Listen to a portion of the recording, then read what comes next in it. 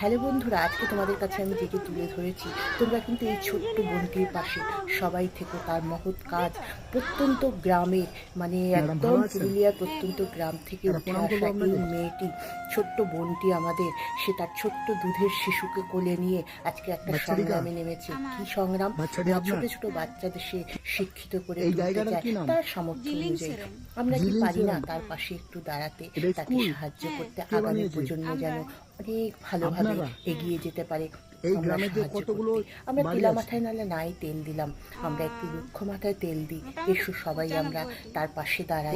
এখানে দেখো নাম্বার দেওয়া আছে, যারা যারা তার পাশে দাঁড়াতে চাও, তার এই মহৎ কাজে তোমরা যোগদান করতে চাও, অবশ্যই সেখানে যোগাযোগ করে তার সাথে, তার পাশে দাঁড়াও। তার এই মহৎ কাজকে আরো এগিয়ে নিয়ে যেতে সাহায্য করো। তার স্বামী কিন্তু ওই গ্রামে ওইখানে খেতে কাজ করে, তাদের কিন্তু কোনো আশা আকাঙ্ক্ষা নেই, তারা নিঃস্বার্থভাবে এই বাচ্চাগুলোর পাশে দাঁড়িয়েছে। আজকে আপনার 2 মাসের বাচ্চাটাকে নিয়ে আপনি এই ছেলেগুলোকে পড়াশোনা করাচ্ছেন। আমি এই বোনকে, তুমি ভালো থাকো, তোমার পরিবার নিয়ে ভালো থাকো, এগিয়ে যাও, এইটাই আমার আশীর্বাদ, ভালোবাসা, যাই বলো সব রইল তোমার প্রতি। আমার সব ভালো থেকো, সবাই এর পাশে দাঁড়াও, একটি মহৎ কাজে কি যোগদান নাম করো। তোমার? প্রিয়ঙ্কা। এই জিনিসটা কেন?